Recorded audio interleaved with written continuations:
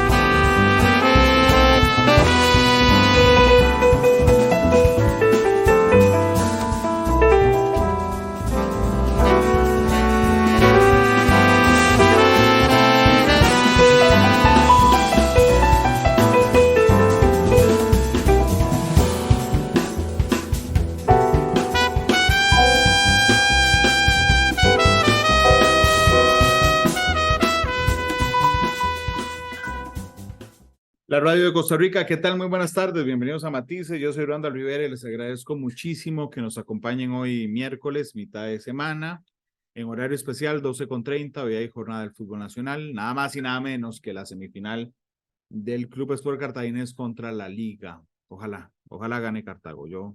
La esperanza es lo último que se pierde, así es que estamos esperando que gane. Como algunos días en que tenemos cambio de horario por la jornada, yo intento hacer un programa diferente con algunos contenidos periodísticos que me han llamado la atención durante los últimos días de algo en particular. Y bueno, la semana pasada se dio el informe sobre la libertad de prensa y se hizo un análisis general y bueno, resulta que la región no sale muy bien parada sobre el tema de la libertad de prensa.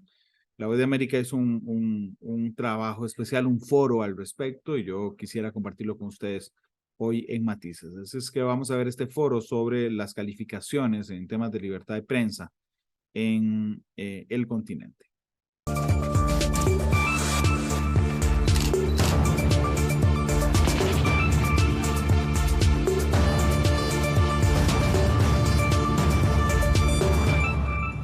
Esta semana ofrecemos un programa especial dedicado a la conmemoración del Día Mundial de la Libertad de Prensa, con reportes de Nathalie Salas Guaitero desde la Casa Blanca. Hablaremos sobre periodismo en el exilio con Donaldo Hernández, corresponsal desde San José de Costa Rica, y Adriana Núñez Rabascal nos acompaña desde Caracas para conversar sobre los desafíos de la prensa venezolana.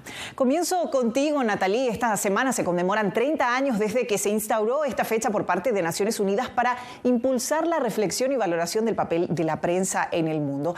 Al hablar de amenazas contra la libertad de prensa, muchos piensan en ciertos países de la región. Pero, ¿qué podemos decir de Estados Unidos? Hola, Belu. Ciertamente, esta semana el Departamento de Estado de Estados Unidos emitió un comunicado en el que destacan la importancia de una prensa libre como un pilar fundamental de una democracia saludable. Al mismo tiempo, reconoce la labor de los trabajadores, de los periodistas y de los trabajadores de los medios de comunicación social.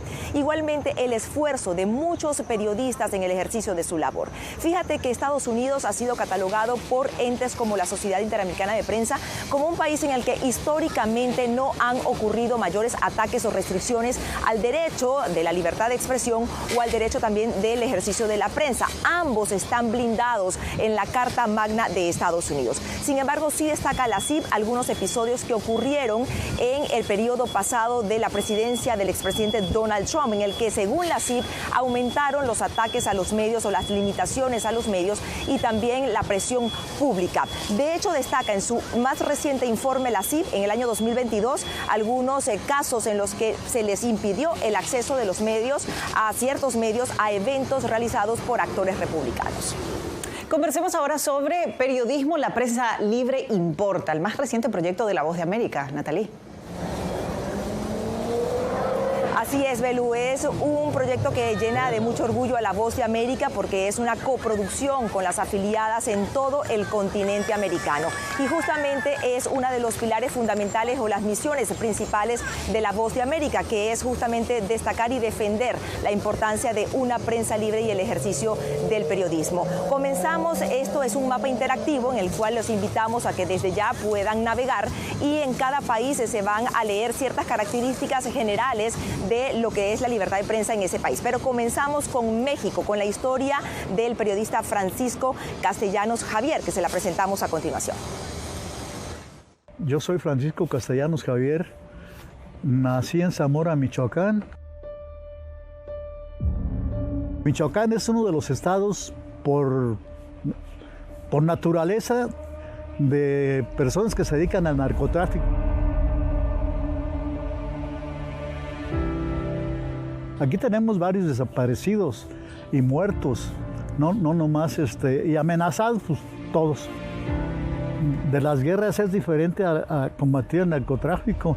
En las guerras sabes quién es con quién, y si pasas de aquí es tu responsabilidad y firmas una carta al gobierno de que si te pasa algo, el gobierno no se hace responsable de lo que te suceda.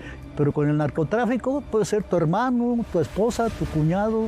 Te enfrentas a un enemigo invisible, no sabes quién es el que te puede detener o matar o atacar o levantar o secuestrar. Me dice, oye Paco, hay un 07 en Tacámbaro, por si quieren ir. Y todos salen, todos muchachos, dos periodistas compañeros míos, una mujer y un hombre, no digo los nombres. Y me dice, ¿quieres que te acompañemos? Le dije, no, yo no voy a ir, van a ir ellos. Y esa era la señal para que me conocieran. Frente a la Procuraduría saliendo, se para una camioneta, Lincoln. Se me cayó la tapa a mí de mi cámara, siempre cargo una cámara, y al agacharme recogí la tapita del lente, que me hacen manita de puerquito, y vas para arriba, mi rey. Y pues se me bajó la sangre, significa los pelos se me paralizaron todo. Y sentí un miedo, pero cerebral así, dije, ching, yo me cargó el tren. Entonces ya llegamos a una casa bonita, sola, con gente armada, con puros cuernos de chivo, AK-47, y ya me dijo un señor, es que mire usted, nos está tirando mucho, tiene la mano muy pesada, y lo que queremos es que le baje tantito y que nos haga una entrevista. Aquí ahorita ya no puedo decir nada. ¿Cuántos periodistas van muertos ya? Por decir la verdad. Además es un derecho de las personas, y más de los medios, que está protegida por la Organización de las Naciones Unidas y está protegida por la Constitución, el artículo 7 y el artículo 6. Entonces, ¿quién está violando la ley? ¿El que te detiene o el que te dice la verdad? Porque ya no existe la libertad de expresión en México. La libertad de expresión la acabó el crimen organizado. En B360, informar desde el exilio trae muchos desafíos, pero periodistas nicaragüenses en Costa Rica se apoyan unos a otros mientras recrean sus salas de redacción. Desde San José nos acompaña Donaldo Hernández. Donaldo, ¿por qué muchos periodistas eligieron Costa Rica para seguir informando? Hola Belén, fíjate que los periodistas que se ven forzados a exiliarse eligen principalmente Costa Rica porque es un país que comparte frontera con Nicaragua. Pero otra razón es porque la diáspora nicaragüense en este país es numerosa. Las autoridades costarricenses la calculan en más de 1 millón. Pero otra razón por la que eligen Costa Rica es porque los índices de democracia y libertad son de los mejores de América Latina. San José, Costa Rica, se convirtió en la ciudad de acogida y refugio para decenas de periodistas que huyen de la represión en la vecina Nicaragua. Bajo el presidente Daniel Ortega, medios de comunicación de Nicaragua han resistido arrestos, amenazas, allanamientos y ahora exilio. Trabajamos desde nuestras casas Tenemos pues comunicación con fuentes, con gente que está en Nicaragua y nos da también una panorámica. Lucía Pineda es una de las periodistas más influyentes de Nicaragua. Dirigió 100% Noticias en la capital Managua hasta su arresto en diciembre de 2018. Yo estoy acá en Costa Rica desde el 14 de junio del año 2019, 2 días después que me excarcelaron. Pineda estuvo encarcelada durante 6 meses por acusaciones de incitar a la violencia y promover el terrorismo, cargos que ella niega. Libre de la cárcel, Pineda sigue dirigiendo 100% Noticias, pero con recursos limitados. Llamamos mucho por teléfono, hacemos muchas videollamadas. Gracias a Dios existe el Skype, Zoom, diferentes herramientas que te facilitan tener esa conexión. La represión de Ortega contra la prensa se refleja en la pobre clasificación de la libertad de prensa. Según la organización Reporteros Sin Fronteras, no quedan medios de comunicación independientes dentro del país. La Voz de América solicitó una declaración al gobierno del presidente Daniel Ortega sobre las condiciones de la prensa en el país, quien se negó a responder directamente a las preguntas y envió un documento agradeciendo el interés. Hoy, 100% Noticias opera en Costa Rica a través de un sitio web y redes sociales. Pues haciéndolo desde acá, desde Costa Rica, y quisiéramos hacerlo desde Nicaragua.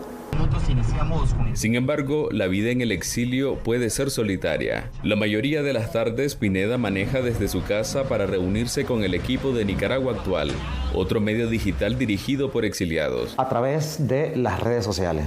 Las redes sociales han sido una parte fundamental para que el pueblo nicaragüense que está en todo el territorio nacional pueda informarse. Rosales trabajó como periodista dentro de Nicaragua por más de 15 años, pero el riesgo de arresto junto a amenazas y una golpiza lo obligaron a irse en diciembre de 2018. En Nicaragua, los medios de comunicación que están sobreviviendo, que están amenazados, lamentablemente están guardando silencio.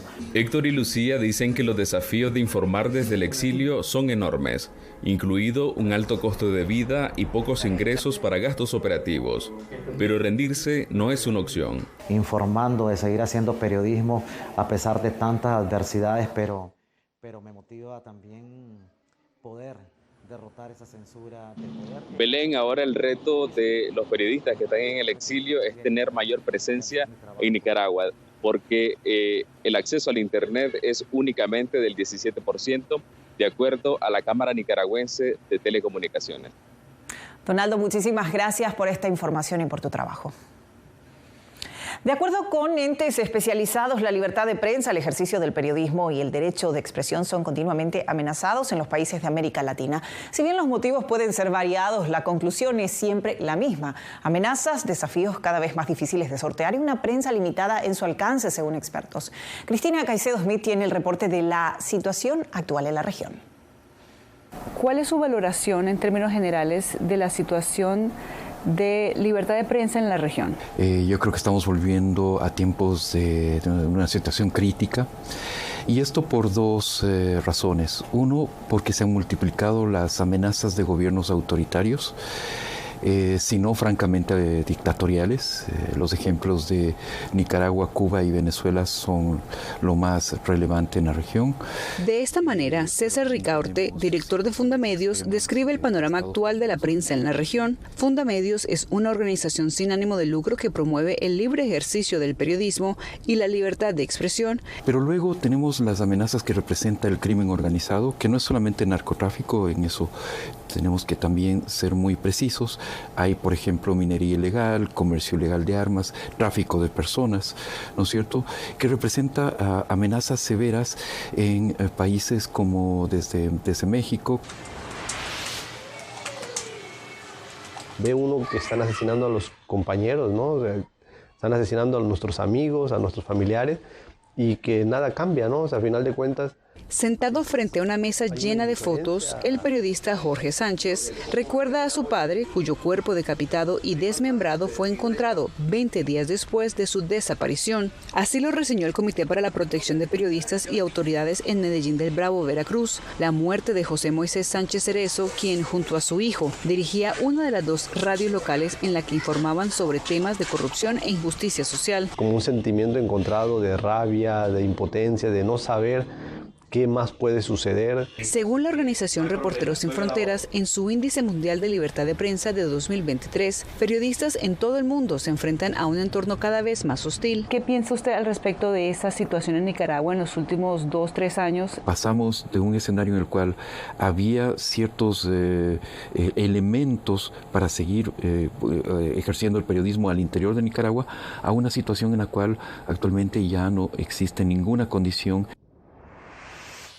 El más reciente informe elaborado por la organización Voces del Sur y por la Fundación por la Libertad de Expresión y la Democracia contabilizó que entre enero y marzo de 2023, al menos 7 periodistas se vieron obligados a exiliarse ante los constantes asedios e intimidaciones de las que fueron víctimas. Ahora pues estamos en Internet, sabemos que aunque es un medio masivo, es una herramienta masiva, no muchos en el país tienen acceso a Internet. Para ti, ¿por qué la prensa libre importa? Porque es vital para la vida cotidiana de los ciudadanos, es la que te da la información, que es uno de los pilares de la democracia, pero también de cómo te relacionas con el mundo. Cristina Caicedo Smith, Voz de América, Washington. Seguimos en B360 y Venezuela está junto a Nicaragua y Cuba entre los países que imponen más restricciones al periodismo en la región de las Américas, según el Índice de Libertad de Expresión y Prensa, conocido también como el Índice de Chapultepec, que realiza la Sociedad Interamericana de Prensa. Según activistas, la censura, el cierre de medios y el hostigamiento a reporteros han sido prácticas comunes en el país sudamericano en los últimos 25 años. Nos conectamos con Adriana Núñez Rabascal desde Caracas. Adriana, ¿cómo es ejercer el periodismo desde Venezuela? Es una carrera de obstáculos que va desde un limitado y casi nulo acceso a la fuente oficial, que pasa también por amenazas verbales, ataques físicos de parte de quienes no quieren que una información salga publicada. Pasar también por el robo de equipos como tarjetas de memoria y hasta cámaras de televisión. La salida del aire de espacios de opinión que el gobierno considera van contra su línea editorial o contra lo que se ha calificado también como la hegemonía comunicacional, y el cierre definitivo de medios de comunicación como canales de televisión, periódicos y estaciones de radio. Por eso, los periodistas venezolanos, como los nicaragüenses, han migrado a vías digitales como redes sociales y plataformas en línea. Sin embargo, en ese mismo espacio encuentran diferentes partes o formas de asedio. Queridos amigos, un muy feliz día. Aunque la luz roja se encienda cuando el periodista José Domingo Blanco habla, su voz no se escucha en la radio. La estación donde trabaja, Radio Caracas Radio, fue sacada del aire por transmitir la sublevación militar del pasado 30 de abril de 2019. 64% del total de medios cerrados, 233 emisoras de radio, 70 periódicos, 7 canales de televisión. Eso te lo dice todo.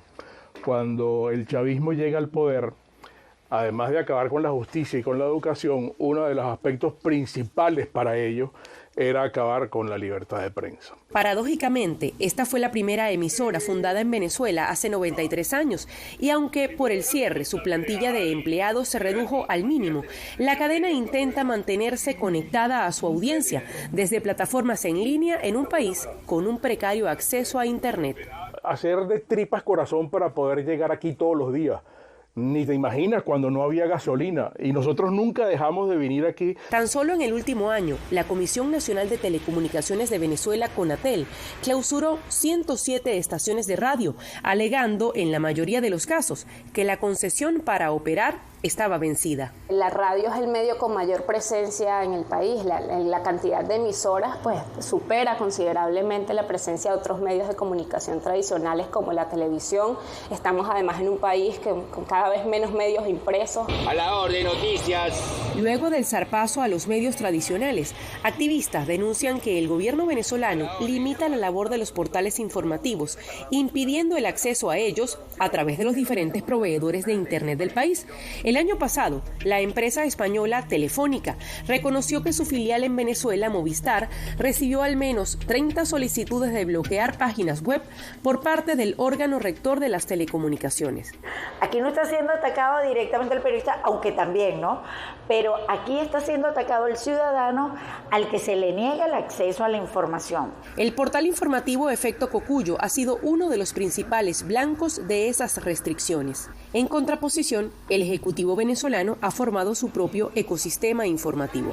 De acuerdo con un estudio del Instituto de Investigaciones de la Comunicación, el gobierno maneja unos 598 medios en todo el país, argumentando que busca vías para llevar su mensaje y enfrentar lo que publican sus detractores o agencias internacionales. De activar varios frentes de comunicación y de ir a la defensa de la verdad.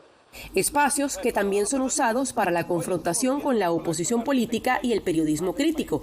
Así lo documenta el Instituto Prensa y Sociedad en su último informe, en el que se registran 62 casos de lo que califican como discurso estigmatizante contra reporteros.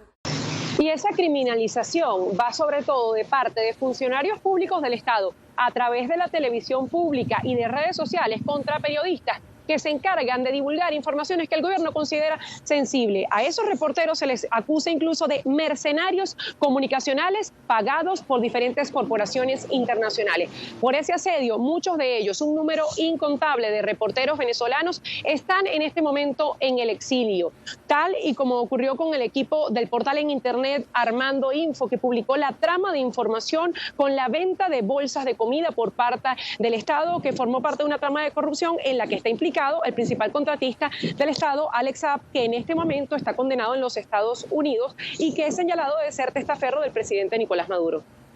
Seguimos en B360. En un mundo digitalizado y donde las redes sociales juegan un papel cada vez más importante, expertos señalan que los adultos mayores son más propensos a creer y compartir desinformación. En ese contexto surgen iniciativas dirigidas a educar a este sector de la población para que aprendan a verificar lo que ven. Julia Riera tiene el reporte. La desinformación es un fenómeno real y en aumento. Expertos afirman que a diario millones de vídeos, artículos y fotos son compartidos sin ningún tipo de verificación en redes sociales. Y en el favorito de muchos, grupos de WhatsApp. La desinformación apela a las emociones de las personas y está diseñado de esa forma a través de los algoritmos que favorecen la cantidad de clics y no necesariamente favorecen la veracidad de los datos emitidos. La desinformación afecta especialmente a grupos vulnerables como adultos mayores. Un estudio realizado por el portal Sciences Advances durante la campaña presidencial de 2016 en Estados Unidos mostró que los usuarios de Facebook de más de 65 años compartieron casi 7 veces más artículos de sitios de noticias falsas que los abonados más jóvenes. No crecieron con la tecnología y aparte de que por su avanzada edad no tienen la misma capacidad cognitiva de reaccionar rápidamente ante esas emociones que promueven precisamente esas noticias falsas. Tampoco son conocedores de la nueva dinámica en el consumo de la información. O cuando le da un me gusta. Y en este contexto, múltiples organizaciones luchan contra el fenómeno de la desinformación. No están tan familiar con la tecnología y cada vez la tecnología se está cambiando. Uno puede aprender a su propio paso qué es la desinformación, cómo se promueve y qué puede hacer uno para poder aprender a identificar la información, verificar y cómo poder hablar sobre este tema con sus familiares. Y con la evolución de la tecnología y la creación de herramientas de inteligencia artificial como el famoso ChatGPT, expertos advierten que es más fácil propagar la desinformación, por lo que también surgen más iniciativas para combatirla y que funcionarán en la medida que entiendan las necesidades de aprendizaje de los diversos grupos poblacionales y la manera en que se les brinda este conocimiento. Julia Riera, Voz de América, Washington.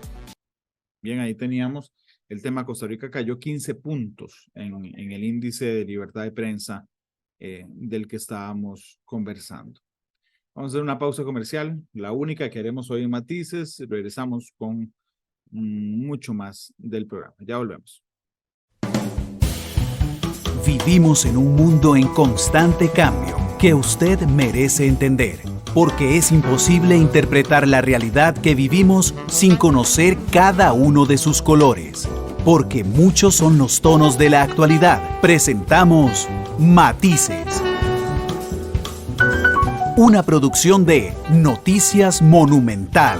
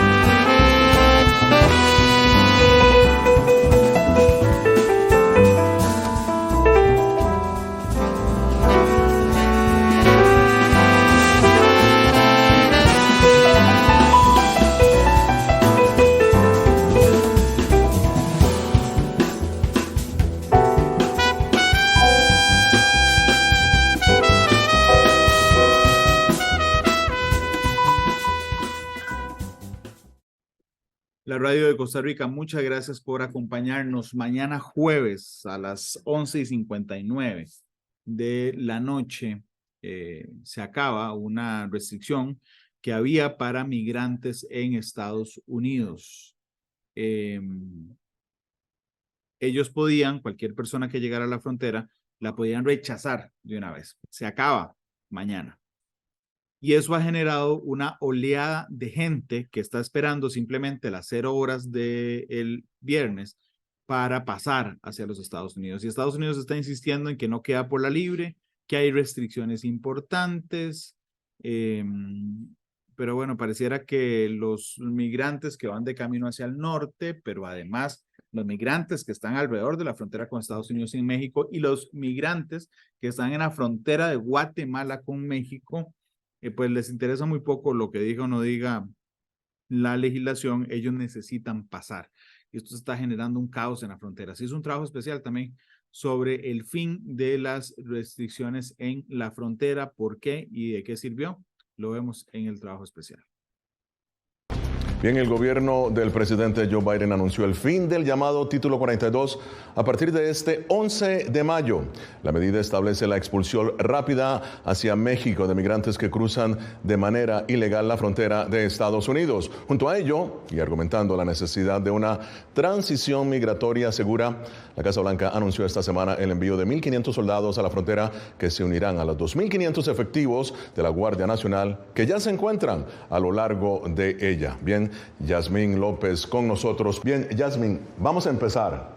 ¿Qué es el Título 42? Bueno, recordemos, Gonzalo, que el Título 42 fue una orden de salud pública que establecieron los Centros para el Control y la Prevención de Enfermedades por el riesgo que representaba la entonces emergente pandemia del COVID-19. El entonces presidente Donald Trump promulgó esta norma con el objetivo principalmente, que decían los funcionarios de salud, era detener la propagación del virus del COVID-19. Ahora, esta política le dio autoridad a los agentes fronterizos de poder expulsar de manera expedita a todo el que se presentara en las fronteras terrestres de Estados Unidos, sin importar si temían por su vida, sin importar si venían pidiendo asilo. Gonzalo, esto básicamente se ha resumido a que esta política ha sido utilizada alrededor de 2.500.000 veces desde el 2020 hasta la fecha para expulsar o retornar a los migrantes desde las fronteras.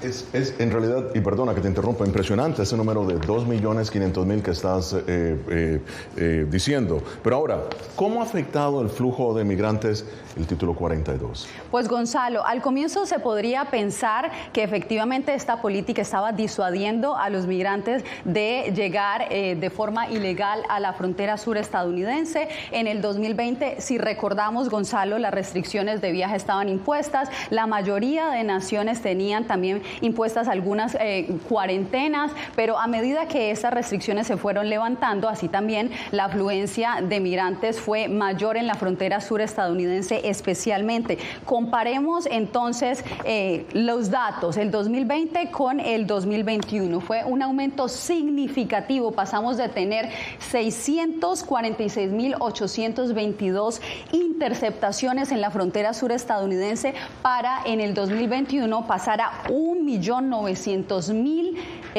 interceptaciones. El aumento y la afluencia de migrantes fue significativa, especialmente de algunas nacionalidades: Nicaragua, Cuba, Venezuela, El Salvador, Haití, Guatemala y Honduras, que son 8 naciones que ahorita tienen la posibilidad de acceder al parol humanitario para poder hacer una llegada ordenada a Estados Unidos si es que están pidiendo asilo, Gonzalo. Bueno, muy bien, muchísimas gracias, Yasmín López. Siempre un placer tenerte en Foro.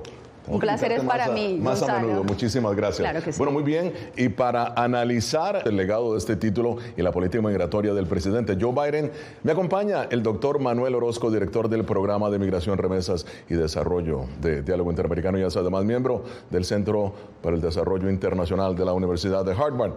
Y también me acompaña el doctor Javier Urbano, coordinador del Programa de Asuntos Migratorios de la Universidad Iberoamericana en la Ciudad de México, académico también de la Universidad Nacional Autónoma de México. Bienvenidos ambos. Manuel, empiezo contigo. ¿Cuál es el legado? ¿Cuál es el legado del título 42? ¿Cuáles han sido sus pros y cuáles han sido sus contras? Bienvenido. Muy buenas. Pues más que un legado, es decir, este es un mecanismo que ha existido mucho antes de la pandemia y no se ha utilizado como se utilizó durante la administración Trump, con un propósito político más que de protección sanitaria. El impacto fundamental es que restringió la entrada del 60% de aquellas personas que llegaron a la frontera. Ese es el porcentaje más o menos que se aplicó como dijo la colega Yasmín, a más de 2,5 millones de personas. Las consecuencias básicamente son que se aumentó una sobrepoblación, una sobreconcentración de personas que gravitaron alrededor de las zonas fronterizas e intentaron volver a cruzar la frontera, que es el recidivismo. Y eso, pues, de alguna manera, esa repetición ha representado un nuevo problema heredado dentro del contexto del título 42, pero el legado fundamental es que es darle vueltas a algo que no se ha querido tomar en serio, y es las causas mismas de por qué la gente se está yendo, especialmente los países de donde vienen estas personas son estados frágiles.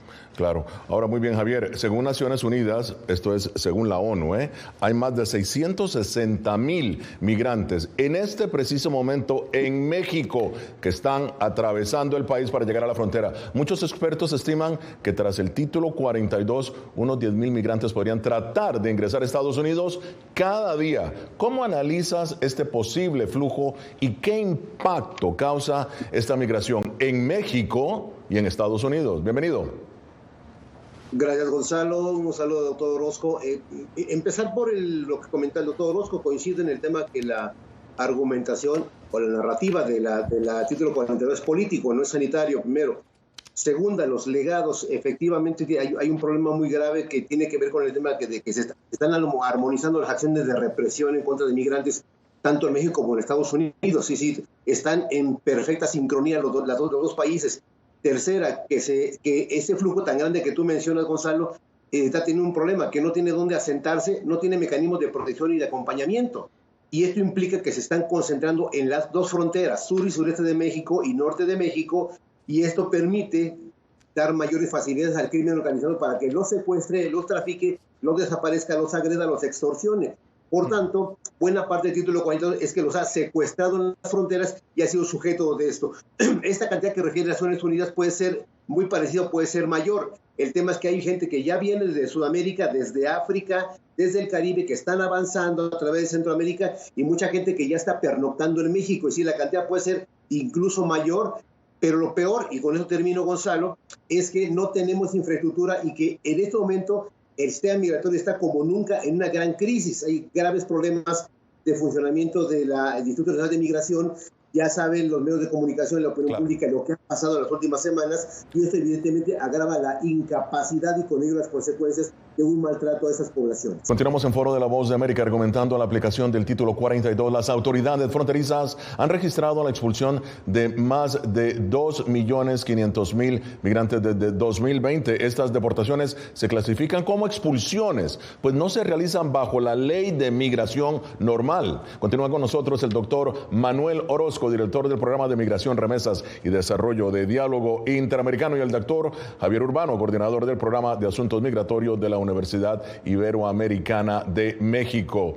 Pero antes de continuar el análisis, veamos algunos datos relacionados con el fin del título 42. Vean esto.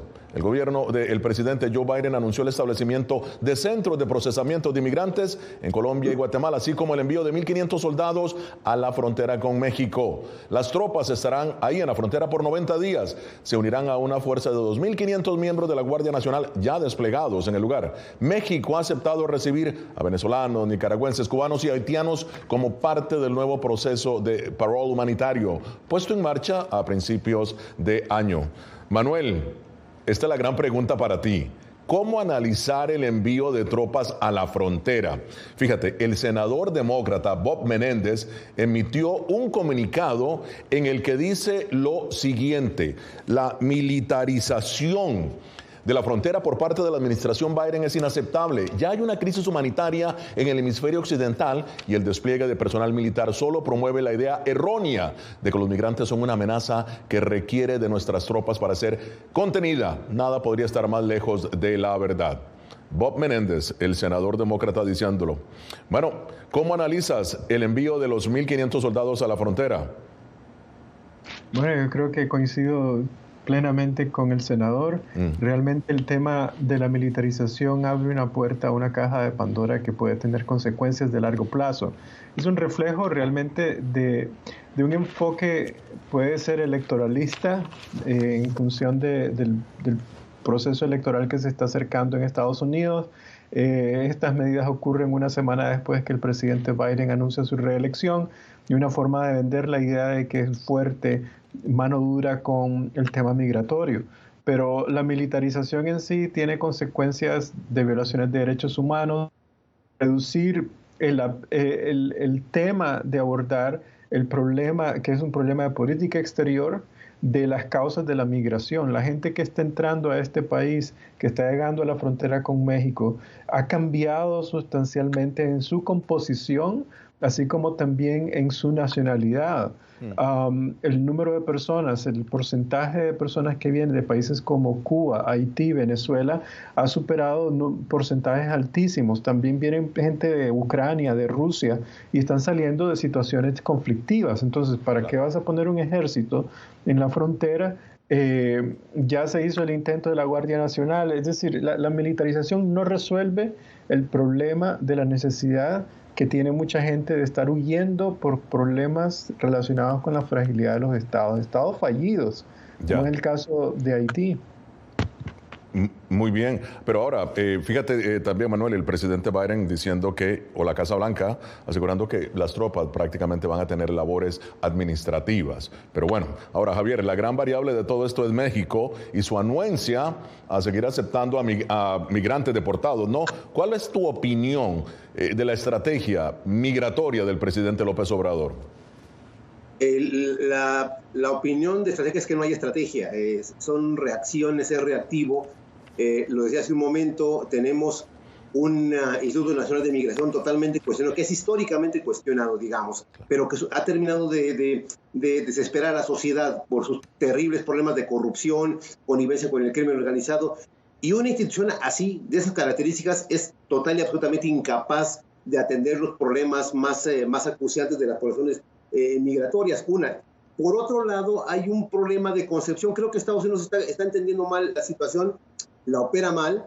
Si yo mando soldados, estoy lanzando una narrativa. Huele mucho a política o a campaña electoral. El que estén mandando militares a la frontera con el argumento de son un riesgo, una amenaza para Estados Unidos. Reitero, es un tema, ya están en campaña electoral también en Estados Unidos. Y en el caso mexicano, el aceptar estos grupos Desde la perspectiva humana y ética moral es impecable, pero creo que falta la corresponsabilidad de Estados Unidos para atenderlo en el tema económico-financiero.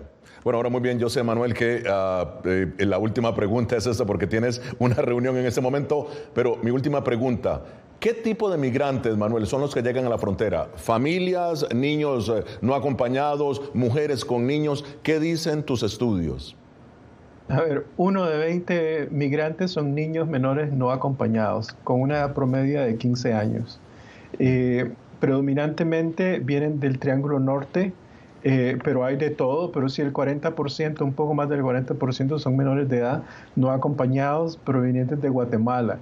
De hecho, el número de chicos que ha salido del Triángulo Norte solo, sin acompañamiento, es mayor que el incremento anual en la matrícula en las escuelas de esos países. Es decir, más chavalos están yendo de su país que matriculándose en las escuelas. Es decir, el problema realmente es estructural, no es una amenaza esta migración y es jugar al discurso de Donald Trump. En segundo lugar, son familias. Por lo menos 1/3 de las personas que están saliendo de Centroamérica, de Venezuela, de Cuba, de Haití, vienen en grupos familiares. Menos del 50% de los migrantes que llegan a la frontera son adultos que llegan solos, que son capturados solos. Entonces, estamos lidiando con situaciones muy reales. Una, gente que está saliendo de países conflictivos, países en donde la amenaza realmente es la dictadura. Otro, con gente que son predominantemente en condiciones muy vulnerables, como son los menores de edad y las familias. Entonces, tenemos que resolver esto con una política exterior que se empareje con la agresividad de la política migratoria. De otra forma, la gente va a seguir saliendo. Vamos con Foro de la Voz de América. ¿Cuál es la situación en las zonas fronterizas entre Estados Unidos y México? A solo días de la inminente derogación del título 42, Vicente Calderón ya se encuentra con nosotros desde Tijuana. Vicente, bienvenido. ¿Cómo ves el flujo de migrantes en Tijuana y qué están diciendo las autoridades locales? Bienvenido. Gracias, Gonzalo. Pues la situación aquí es de incertidumbre y desinformación. Ha habido un incremento en los últimos días de llegada no solamente del sur, sino también de personas que son deportadas o repatriadas o enviadas a México de regreso después de haber entrado por otras fronteras en los Estados Unidos. Hay cuando menos 5,000 personas en los más de 30 albergues con que cuenta la ciudad de Tijuana, la gran mayoría de ellos de las organizaciones de la sociedad civil. Las autoridades están preocupadas porque temen que en el momento en que se derogue el título 42 y se restablezca el derecho al asilo, podrían ver una gran cantidad de gente acercándose para tratar de ingresar de manera legal, pero al mismo tiempo a los Estados Unidos. Veamos cómo nos comentó que lo anticipan el director municipal de atención al migrante de la ciudad de Tijuana, el señor Enrique Lucero. Y esas filas sean enormes, como si fuera un concierto de Bad Bunny, por ejemplo, ¿no? Que son filas enormes. Y hay muchos que no van a tener la capacidad CBP de procesar todas en un día. Eso es lo que esperan ellos. Dicen que también quisieran ver una definición más clara acerca de la estrategia que están presentando, que están preparando Estados Unidos, porque en realidad no les han dicho nada y eso ha provocado que muchas personas se estén lanzando a cruzar de manera irregular por esta frontera. Los cruces irregulares, según el último conteo de la patrulla fronteriza, se incrementaron en un 30% en el último año fiscal, pero esperan también que hay muchas personas en los albergues, 5,000 en los albergues, pero otros 5,000 en la ciudad de Tijuana, en distintos sitios, que están tratando de entregarse de manera legal en cuanto se restablezca. Muchísimas gracias. Vicente, muchísimas gracias. Vicente Calderón, desde Tijuana. Muy bien, desde Tijuana, México. Bien, se nos une ahora al análisis Israel Ortega, portavoz de Libre Iniciativa, y continúa con nosotros el doctor Javier Urbano de la Universidad Iberoamericana de Ciudad de México. Israel, ¿cómo podría jugar el tema de la migración tanto para los demócratas como para los republicanos de cara a las elecciones generales el próximo año? Bienvenido a Foro. Gracias. Pues sí, mira, efectivamente sabemos que va a haber implicaciones políticas para ambos partidos y las encuestas demuestran, ¿no?, de que hay mucho que el pueblo americano está pidiendo cambio en el tema migratorio. Está primero pidiendo que tengamos más control en la frontera. Vemos las imágenes, vemos lo que está pasando. Entonces yo creo que para los demócratas que controlan la Casa Blanca en particular, creo que hay un peso para actuar, pero obviamente lo que no quieren hacer es trabajar con los republicanos en el tema, porque piensan que los republicanos tienen posiciones que son muy, muy duras. Entonces, para mí la única forma de llegar a hacer cualquier tipo de cambio es que los dos partidos trabajen juntos, pero obviamente eso vamos a ver si realmente eso pasa. Bien, ahora Javier, ¿tiene México la obligación de aceptar a todos los migrantes que son expulsados de Estados Unidos? Número uno. Y número dos, ¿qué pasa con las familias que llegan a la frontera con niños menores de 12 años? La primera, desde la norma internacional, México no tendría obligación a que se le está dando el reconocimiento de la condición de refugios de Estados Unidos, no a México. Este tema de tenerlos guardados o integrados a un territorio a la espera, esto no existe. O existe el principio de aceptación o existe el principio de devolución o no devolución. Esas tres figuras están normadas en el derecho internacional. El derecho a esperar en territorio de espera equivale a una violación a sus derechos porque no se le provee del debido procedimiento, por un lado. Ahí está creo que el dato.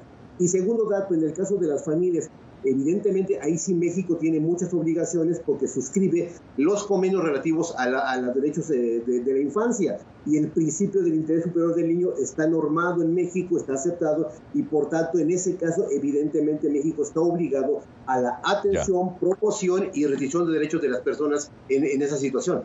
Ya. Ahora, Israel, voy a retomar lo que has dicho sobre los republicanos y demócratas. Y la pregunta es, siendo la migración un tema vital para los estadounidenses, ¿por qué los demócratas y los republicanos no han logrado consenso en aprobar una amplia reforma migratoria? Mira, simple y sencillamente es la política, y creo que tiene que ver con el hecho de que los republicanos no quieren dar una victoria a los demócratas no le quieren dar una victoria a los republicanos. Y lamentablemente estamos en eso. Por años, décadas, no ha habido un cambio en el sistema migratorio. Los republicanos creo que principalmente están pidiendo más control de la frontera, crear un muro. Creo que los demócratas están pidiendo algo para los soñadores. Entonces, nuestro punto de vista tiene que haber un consenso, tiene que haber una forma donde los dos lados dan algo. Y creo que eso es lo que es frustrante de todo esto, Gonzalo, es de que ambos partidos no quieren dar algo para llegar al medio. Y lamentablemente, hasta que eso no cambie, vamos a seguir viendo lo que estamos viendo en la frontera. Y ya en la parte final de Foro de la Voz de América. Bien, llegamos a las conclusiones. Javier, tus conclusiones sobre el título 42 y las leyes migratorias de Estados Unidos, rápidamente.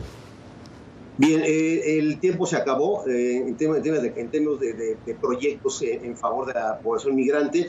Ya se agotó el tiempo del tema de apoyar a Centroamérica, desarrollarlo para que no haya más migrantes. El tiempo se agotó en México porque entramos en campañas electorales y por tanto las agendas se han vuelto internas y la lucha por el poder en México está diluyendo las agendas, y en Estados Unidos igual. Creo que están sincronizados en términos de que la agenda ya está agotada en el tema migratorio y esperar los siguientes gobiernos.